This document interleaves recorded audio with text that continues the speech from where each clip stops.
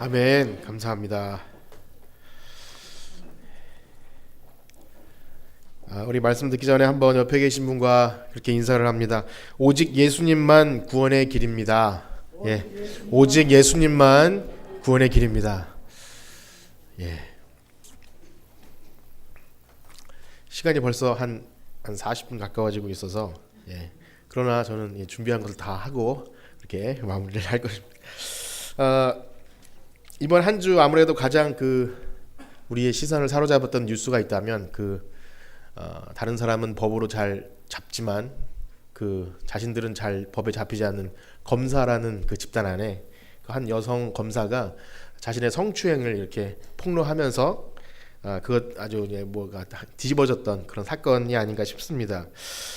그 가운데 이 내부 관련자들 또 외부에서 미투 운동이라 그러죠. 자신들도 그런 부당한 대우를 받았지만 상관이기 때문에 이렇게 밝히지 못했던 그런 용기 있는 사람들을 통해서 그래도 부족하지만 사회가 더 밝아지고 벌 받아야 할 사람들이 벌을 받고 또 약자가 보호받는 그런 어떤 희망도 있지 않았나 그렇게 싶습니다.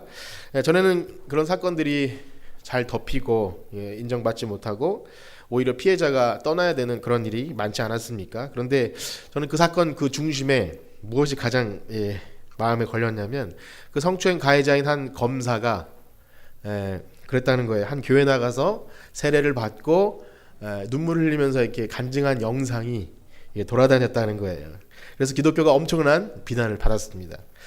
여러분들은 인터넷을 잘 하지 않아서 모르실지도 모르겠지만 이렇게 스마트폰만 펼쳐도 그것이 그냥 보기 싫어도 들어와요. 그래서 성추행 가해자에 대한 비난을 넘어서서 과연 교회는 그런 사람들 집합소인가 이러면서 세간을 떠들썩하게 했던 그 사건의 중심에 교회의 어떤 장로, 집사, 목사 이런 사람들이 이렇게 있는 걸 보면서 교회는 뭐 회개하면 아무것도 아닌 것처럼 그렇게 그냥 덮어지는가 조롱 섞인 비난을 들었던 것 같아요. 아무래도 그 여검사가 성추행 사실을 폭로한 그 이유 중에 하나가 자신을 그렇게 했던 그 사람은 어떤 종교에 귀의를 해서 그렇게 회개를 했다고 하는데 과연 누구한테 회개를 했는지 그렇게 생각이 들었다는 거예요. 그러면서 과거에 밀양이란 영화가 있지 않습니까? 나 자신한테는 잘못했다고 안 하고 감옥에 갇혀 있는 그 범죄자가 자신의 아들을 죽인 범죄자가 평안한 모습으로 회개했다고 하니까 뒤집어지는 그런 사건을 사람들이 또 이렇게 또 조롱합니다. 그런데 사실 그 조롱이 어떻게 보면 복음의 핵심일지도 몰라요. 무엇이냐 하면 예수님의 이름만 믿기만 하면 누구든지 구원을 얻을 수 있는데 그 사람이 어떤 성범죄자든 아니면 성폭행 살인자든 불륜, 폐륜 이 세상에서 어떤 극악무도한 범죄를 저질렀다고 하면 그런 사람은 안 되나요? 그런 사람도 되는 거예요. 그래서 사람들이 말하기를 그렇게 그런 것이 복음이냐 그러면서 비아냥거리지만 또 교회는 죄짓고 회개하고 그런 곳이냐? 그런 곳입니다. 제가 드리는 말씀이 성추행범을 옹호하거나 원래 교회는 그런 곳이라고 우리를 보호하자는 건 결코 아님을 저는 그렇게 여러분들도 그렇게 이해할 거라고 생각합니다. 왜냐하면 셀프 회개라고 하죠. 셀프 회개. 스스로 혼자 회개하고 마음의 평안을 얻는 종교가 기독교 아니잖아요. 우리는 그거를 너무나 다 잘 알고 있습니다. 그래서 저도 성추행했다는 그런 간증 동영상을 일부러 막 찾아봤어요. 그래서 좀 화가 나기도 했습니다. 그냥 진짜 회개하고 예수님 믿었으면 동네 조그만 교회 가서 신앙생활 하면 되지. 꼭 온누리교회라는 유명한 교회 가서 그렇게 회개하고 그렇게 해야 되는가라는 그런 부끄러움이 저의 몫이 되는 그런 경험을 했어요.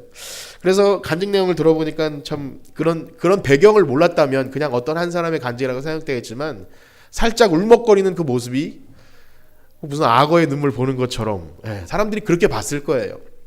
그래서 그렇게 서로부터 이런 얘기를 드리는 것이 여러분들에게 썩 유쾌하지도 않고 저도 그렇습니다. 그런데 이 얘기를 드리는 것은 이 세상에 벌어지는 여러 가지 상황들 신자 불신자가 섞여 있는 이 상황 속에서 우리는 그 모든 상황을 우리에게 접목시켜서 생각해야 됩니다. 우리가 사회 문제에 관심이 있든 없든 우리가 아무리 모른 척 하려고 해도 그 문제들은 우리 주변에 여전히 있고 우리가 그 사람과 상관이 없다 할지라도 사실은 우리 삶 주변에도 이 문제들은 여전히 끼어 있어요. 우리가 우리 자신을 봐도 그렇지 않습니까? 믿는다 하면서도 주님 말씀대로 살지 못하고 구원받았다고 하면서도 구원받은 신자인 것처럼 살지 못할 때가 여전히 있지 않습니까? 그 사람은 특별히 드러났기 때문에 그렇게 비난받을 수 있지만 사실 다른 사람은 몰라도 나 자신은 내가 신자이고 내가 예수님 뜻대로 살지 못한다는 것 다른 사람은 몰라도 우리 스스로도 잘 알고 있지 않습니까? 그래서 우리가 사소한 그 실수들이 혹은 그런 남들 모르는 잘못들이 극악무도한 죄는 아니라 할지라도 우리는 알게 모르게 다른 사람에게 상처도 주고 신자이지만 하지 못할 말도 하고 또 아픔을 주는 또 좀 소심하지만 범법도 행하는 그런 모습을 볼 수 있습니다. 그렇기 때문에 우리는 이 로마서 이 중요한 부분 구원 얻는 믿음 또 하나님의 방법으로만 구원 얻을 수 있다는 이 부분 대목을 지날 때 제가 말씀드린 그런 것들은 우리에게 큰 적용점을 줍니다. 왜냐하면 이 주제들은요 우리가 살아가는 현실과 절대 분리될 수 없어요. 우리가 말하는 구원, 하늘나라는 이 땅과 절대 분리될 수 없는 거예요. 우리는 계속해서 말씀드린 대로 이미 구원을 얻었지만 아직은 완성되지 않은 이 끼인 상태를 계속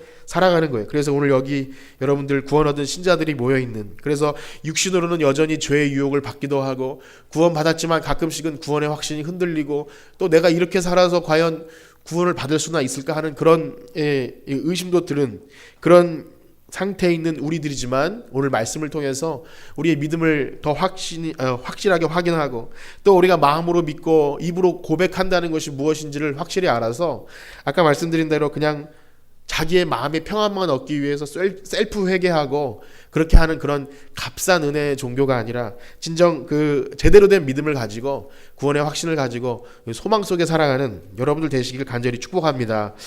먼저 9장에 이어서 10장은요 계속해서 그 사도 바울이 동족 이스라엘의 구원에 관해서 참 개인적인 드는 의문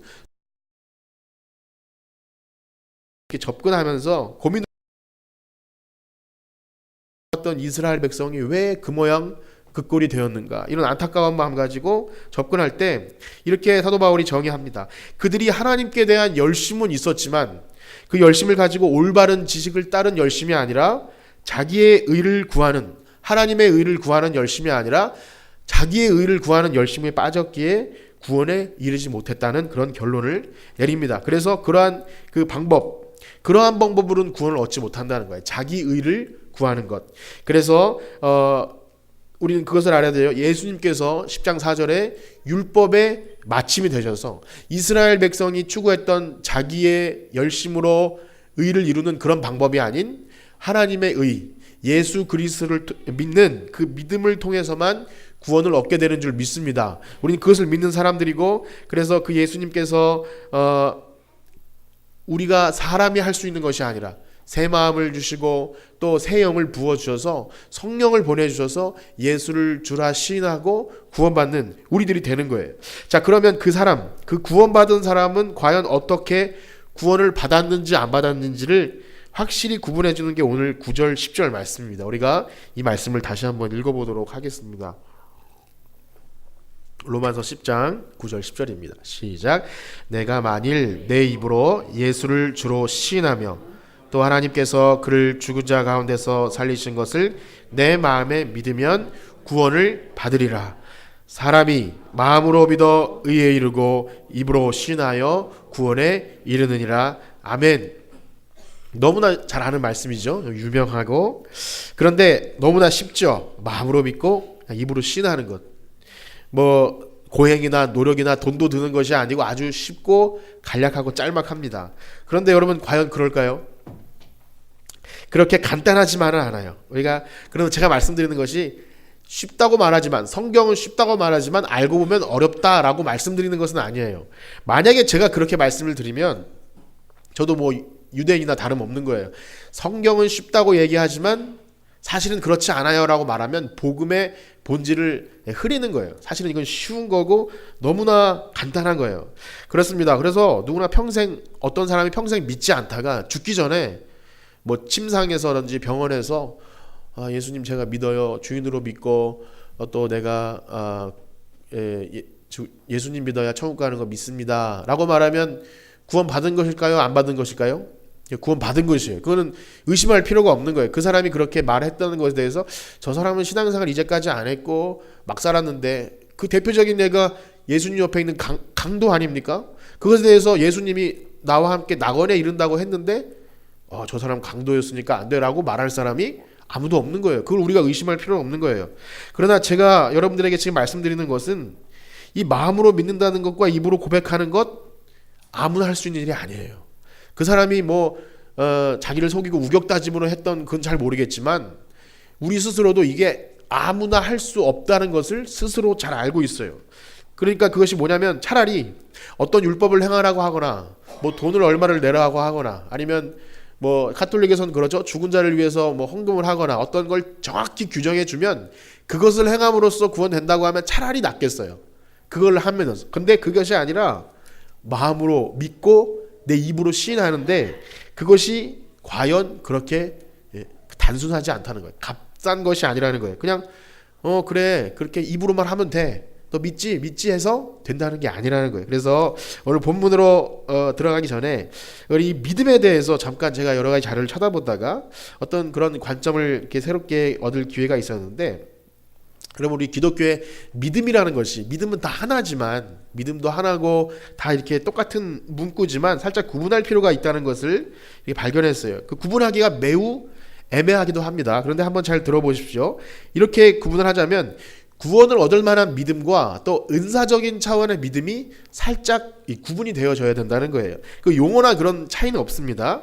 그래서 이렇게 생각할 수 있어요. 하나님께서 누군가를 부르실 때 우리는 이 구원의 단계에서 우리가 이 여러 단계가 있지만 로마서에서만 보면 로마서 8장에서 처음에 어떻게 하죠? 하나님께서 미리 아시잖아요.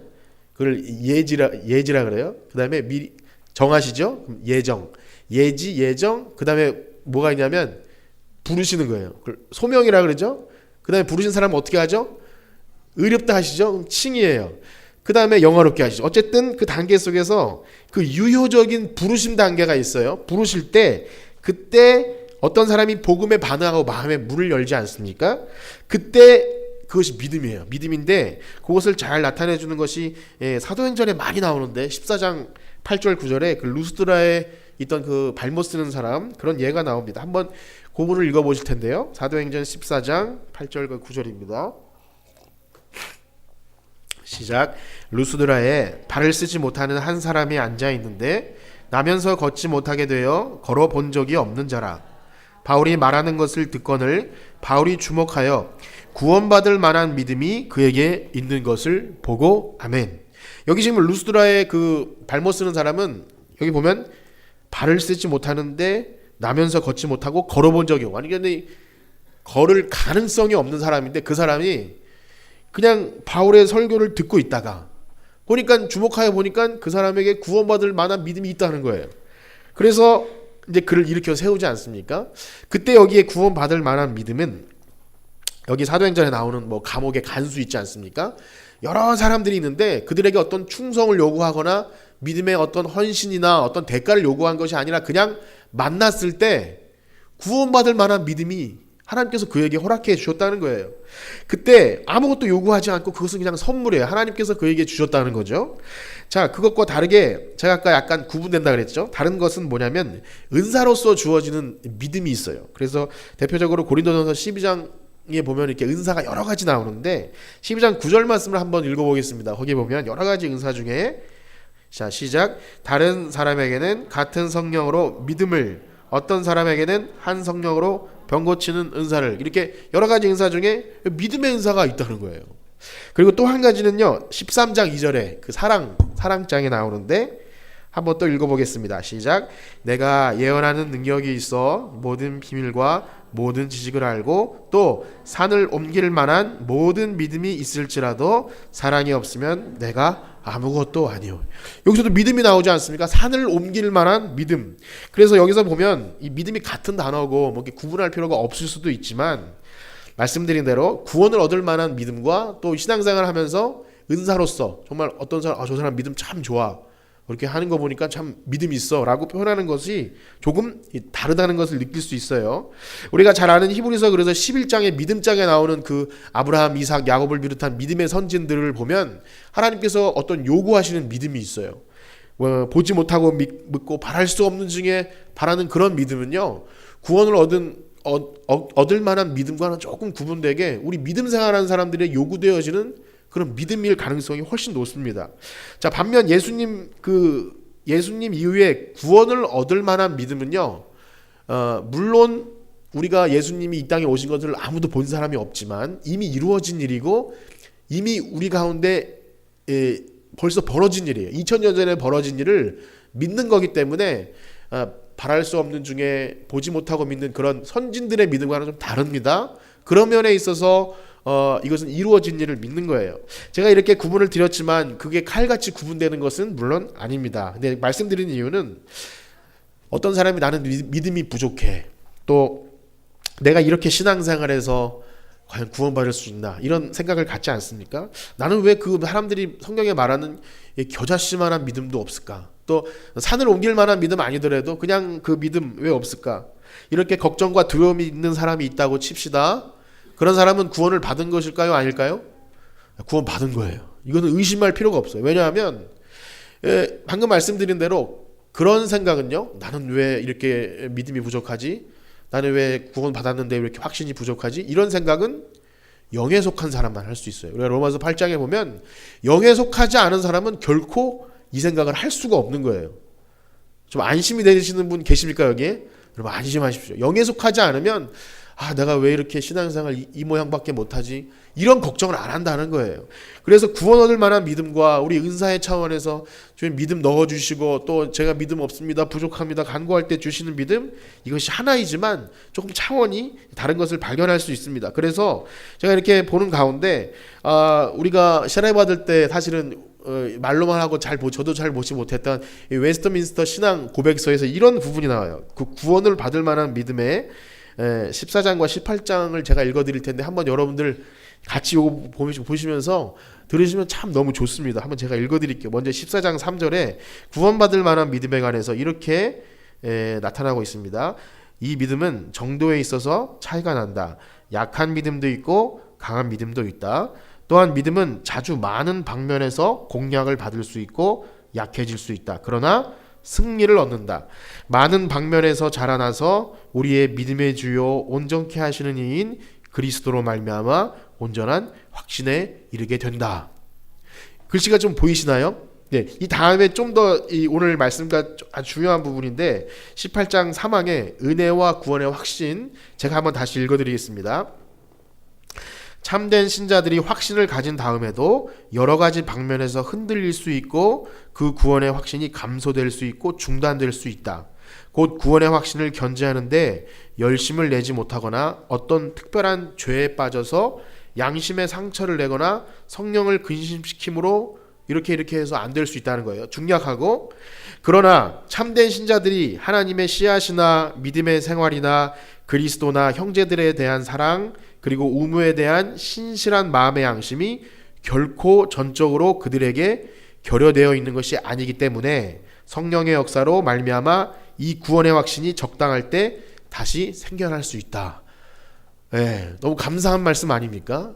그렇다는 거예요. 이게 저를 읽으면서 너무 대단한 신앙 고백서인데 제가 잘 보지 못한 게 참 후회스럽더라고요. 그래서 그런 겁니다. 너무나 우리의 구원의 믿음에 관하여 중요한 지침을 주고 있어요. 이러한 기본 진리를 확실히 알 때 혹시 우리의 구원의 믿음에 대해서, 구원에 대해서 내가 이래서 되나? 이거 믿음이 있는 거야? 구원의 확신이 있는 거야? 이런 생각이 들 때 여러분 흔들리지 않는 그런 믿음의 소유자 되시기를 축복합니다.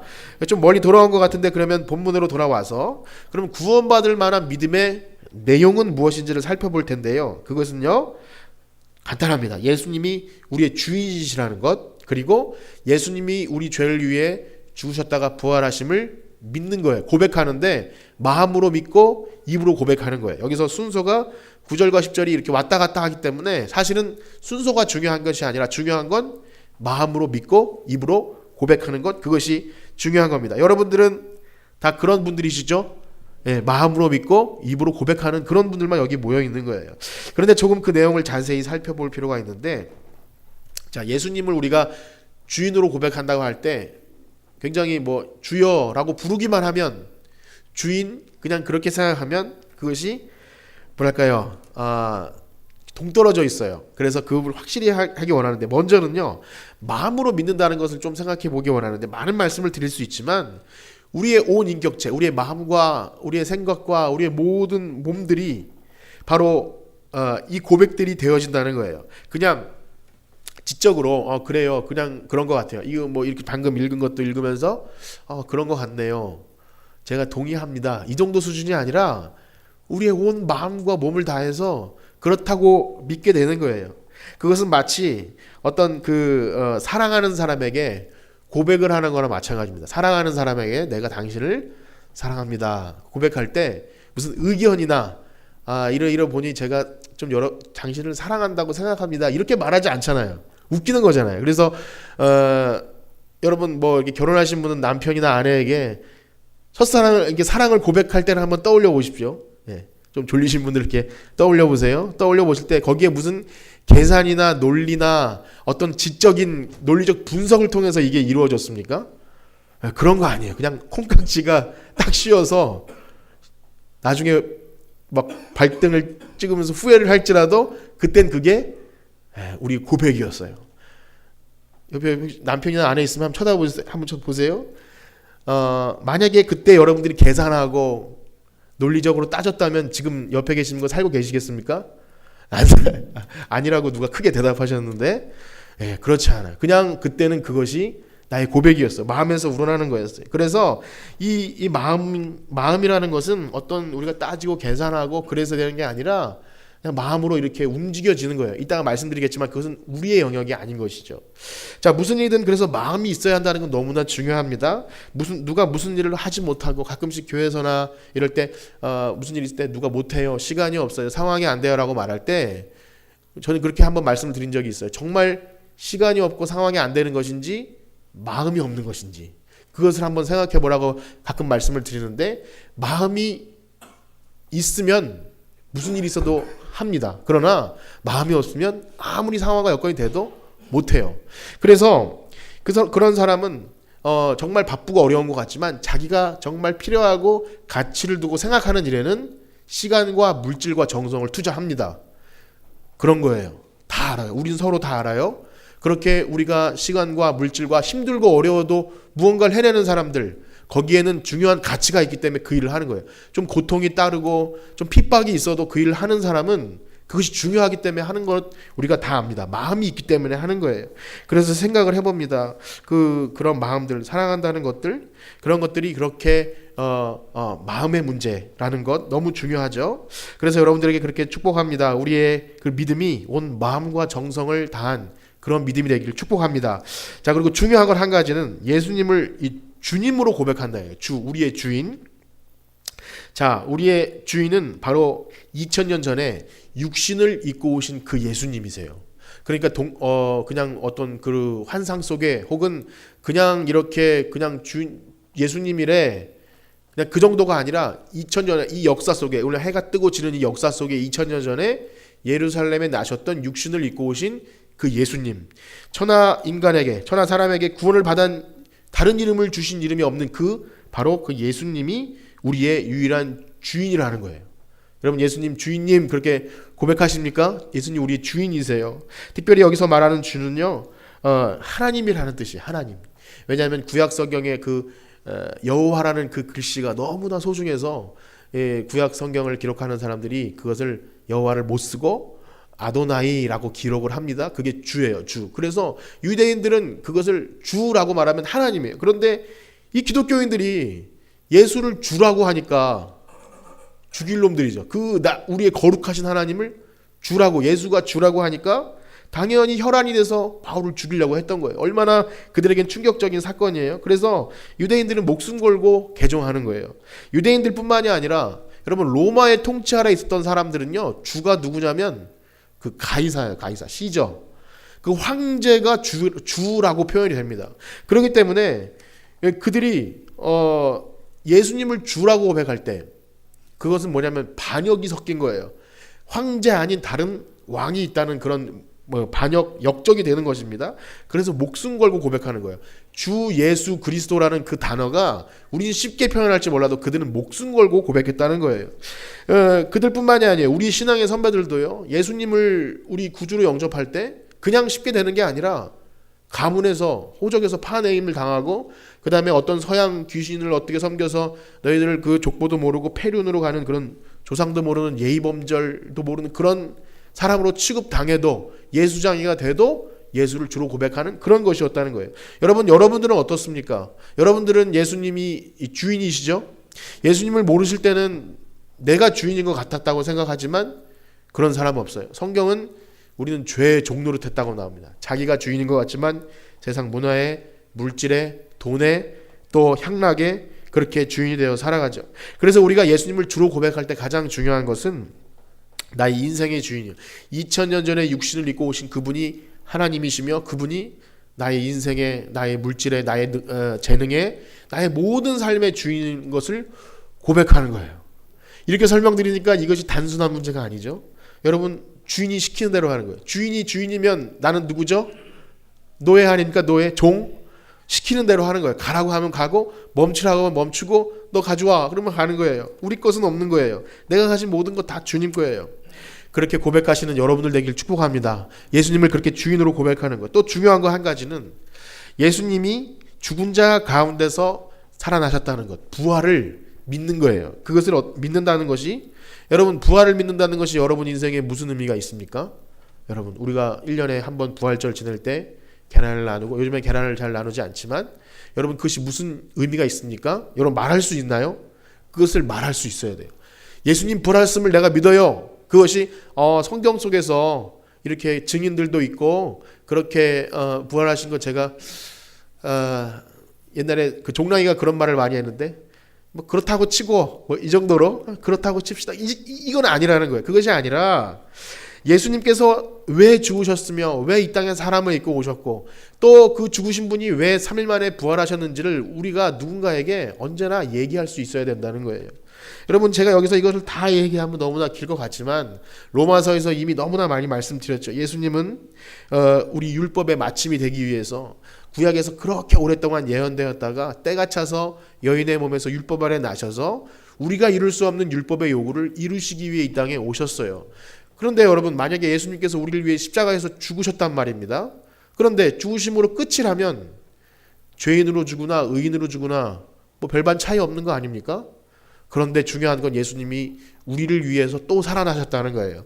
그분이 새 생명으로 살아나심처럼 우리도 새 생명으로 영생을 얻게 될 줄 믿습니다. 우리의 부활의 소망은 바로 그거예요. 그것이 너무나 중요한 것이, 만약에 그렇게 얘기하지 않는다면 그것은 기독교가 아닌 거예요. 그래서 우리 고린도 말씀에 보면은 만약에 부활이 없다면 우리가 전하는 것도 헛된 것이고 우리의 믿음도 헛되다고 그렇게 기록이 되어 있어요. 그러니까 로마서의 말씀도 계속 보면 우리가 예수님의 죽으심과 부활에 합하여 연합되어서 우리가 그렇게 죽고 새 생명을 얻고 이제 영원한 하나님 나라에 가게 될 것이라는 것, 그것이 복음이라는 것입니다. 이것을 믿는 것이 바로 구원 얻을 만한 믿음이 있는 여러분들입니다. 여러분, 그것을 믿어요. 자, 그리고 마지막으로 이 모든 일들이 우리의 입으로, 여러분 입이 어디 있나요? 입을 한번 만져보실까요? 입으로 고백돼야 된다는 거예요. 입을 꾹 다물고 있는 것이 아니라 내가 믿습니다, 그렇게 고백하는 거예요. 자, 그래서 우리가 아까 뭐 이렇게 기독교를 고백의 종교라고도 하고, 우리가 세례받을 때 꼭 그 사람에게 묻지 않습니까? 묻고 네 대답해요.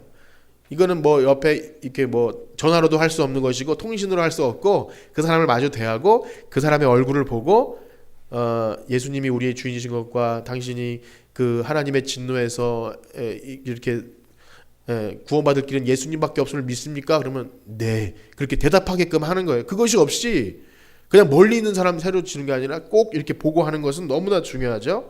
이 고백이 우격다짐으로 야, 너 그냥 네라고 대답하면 돼, 그게 아니라는 거예요. 우리가 이미 알았듯이 마음으로 그것이 우러나오지 않는 것은 가식인 것을 너무나 다 잘 알고 있습니다. 그래서 이것은 바로 우리의 입술을 통해 나가야 되는데 사랑하는 사람에게 사랑해 라고 말하는 것이 우리의 입을 통해 나가야 되는 것이지, 뭐 이렇게 아까 말씀드린 대로 이렇게 한 거 보니까 내가 당신을 좀 사랑하는 것 같긴 합니다, 이거 뭐 이상한 거잖아요. 그것이 아니라 고백이라는 말 자체가 당신을 사랑해요 라고 내가 그렇게 생각함을 고백하는 거예요. 그래서 여러분들이 예수님은 나의 주인이십니다, 나를 위해 죽으시고 부활하셨습니다, 그것이 성경에 그렇게 나오고 목사님이 말씀하시니까 네 그런 것 같네요 라고 그렇게 의견을 제시하는 것이 아니라 여러분들의 입으로 그렇게 고백되어야 할 줄 믿습니다. 그것이 고백이 계속 되어야 돼요. 그래서 우리가 아무래도 신앙 고백 가운데 가장 우리가 좋은 걸로 치는 게 바로 이 베드로의 신앙 고백 아닙니까? 그 부분을 한번 읽어보실까요? 마태복음 16장 16절 말씀인데, 자, 시작. 시몬 베드로가 대답하여 이르되 주는 그리스도시요 살아계신 하나님의 아들이시니이다. 예수님이 이걸 너무나 좋아하셨어요. 왜 그러냐면, 물론 다른 사람에게 사람들이 나를 누구라 하느냐 물어보기도 하셨지만, 다른 사람은 의견이었어요. 더러는 엘리야, 더러는 세례 요한, 뭐 이렇게 선지자라고 할 때, 그러면 너희들은 나를 누구라 하냐 할 때 베드로가 멋지게 대답하죠. 주는 그리스도시요 살아계신 하나님의 아들이십니다. 예수님 너무나 좋아하신 거예요. 그래서 예수님은 자기 입술을 통해 나오는 고백을 기다리시는 거예요. 너무나 드리고 싶은 말씀이 많지만 좀 줄여하기에 이런 말씀을 드립니다. 우리가 누군가에게 마음에 믿어 입으로 시인하여 구원에 이른다고 할 때 여러분 최소한 이 정도는 알고 계셔야 돼요. 지금 여러분들에게 말씀드린 이 정도는 숙지하고 계셔야 돼요. 예. 그래서 우리 기독교의 믿음에는 내용이 분명히 있습니다. 만약에 어떤 사람이 나는 믿고 난 구원의 확신이 있어, 뭔진 잘 모르지만 있어, 그렇게 말하면 문제가 있는 거예요. 뭔진 잘 모르지만 마음의 평안이 있어, 그건 좀 부족한 거예요. 많이 부족한 거예요. 왜 그런지 소망에 관한 이유를 물어볼 때 여러분 준비하셔야 돼요. 이래 하고 우린 입술로 고백해야 되고, 예수님은 우리를 위해 죽으시고 부활하셨어. 그러면 그가 물어볼 거예요. 그가 왜 인간의 몸을 입고 오셨고, 그가 진짜 하나님의 아들이라면 왜 죽으셔야 했고, 이런 걸 물어볼 때 여러분, 글쎄 우리 목사님한테 그건 물어보고 난 믿으니까 난 됐고 목사님 그 교회 나와, 이 정도가 아니라 여러분 얘기해 주셔야 할 줄 믿습니다. 소망에 관한 이유에 대해서 꼭 여러분들은 얘기해 주시고, 여러분도 이 믿음의 내용을 자꾸 묵상하고 말할 때 그 믿음이 구원을 받을 만한 믿음에서 자꾸 성장하고 믿음이 더해지는 거예요. 그래서 너무나 중요하죠. 그래서 이 말씀을 듣는 가운데 여러분들은 이 복음의 초청자들은 아니기 때문에 확인하는 부분에 있어서 이것을 자꾸 이렇게 확인하고 고백함으로 든든히 하시고 이렇게 하시고, 혹시 이 말씀을 들으시면서 난 말씀을 듣는 가운데도 좀 뭔가 부족하고 나는 구원의 확신이 없고 마음으로 고백하라 그러는데 내 마음은 잘 모르겠다고 할 때 여러분 두려워하지 마십시오. 우리 베드로의 신앙 고백을 읽었는데 그 뒤에 예수님이 뭐라고 말씀하시냐면 17절 말씀을 한번 같이 읽어보겠습니다. 시작. 예수께서 대답하여 이르시되 바요나 시몬아 네가 복이 있도다. 이를 내게 알게 하니는 혈육이 아니요 하늘에 계신 내 아버지시니라. 아멘. 베드로가 잘나서 고백했다는 게 아니에요. 베드로는 요 다음에 엄청 책망도 받을 정도로 그 믿음이 성숙한 것도 아니었어요. 자, 그래서 지금 말씀드리는 것은 여러분 마음이 여러분 마음대로 되던가요? 세상에서 제일 내 마음대로 안 되는 게 내 마음 아닙니까? 네, 죄, 또 내 마음, 절대 내 마음대로 안 돼요.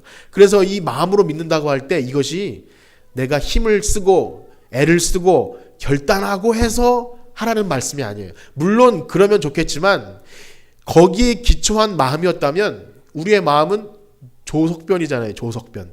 그러면 구원 됐다 안 됐다 갈팡질팡. 그리고 우리의 마음에 기만하는 게 아니라 성령님이 주시는 마음, 바로 그 새 마음인 줄 믿습니다. 그래서 아무리 다짐해도 의심이 머리를 쑥 들고 들어오면 난 믿어야지. 예수님 믿어. 부활하신 믿습니다 해도 어느 한 구석에서 의심이 싹 들어오면 그 당해낼 죄간이 없어요. 우리가 어떤 의심의 마음, 그 다음에 못한다는 마음 밀고 들어오면 우리 못 이겨요. 마음은 절대 우리 마음대로 할 수 있는 게 아니에요. 그러나 성령께서 우리 가운데 오심을 믿고 믿음 없으면 도와주세요. 제가 믿습니다. 이렇게 하나님께 구할 때, 여러분 하나님 우리가 구할 때 우리가 구하면 사모하는 자에게 성령을 주실 줄 믿습니다. 성령을 주시고 구원의 확신을 주시고, 그렇게 하면 정말 이 봄에 이 추운 눈들이 녹듯이 그냥 믿어져요. 그냥. 그것이 은혜인 거예요. 그냥 믿어지는 게 은혜지, 믿으려고 물론 그걸 하지 말라는 것이 아니라 애쓰고 노력해서 내가 믿어졌어요가 아니라 내가 아무것도 할 수 없다는 것을 발견하고 오직 주님만 나의 구주십니다를 고백할 때, 그때 믿음을 넣어줄 줄 믿습니다. 그래서 이 시간 찬양할 때 나의 힘이 되신 여호와여 내가 주님을 사랑합니다, 이 고백들이 그냥 시편의 다른 사람의 고백이 아니라 우리의 고백이 되어서 내가 주님을 사랑합니다, 그렇게 고백하며 우리의 믿음을 더하시는 여러분 되시길 간절히 축복합니다.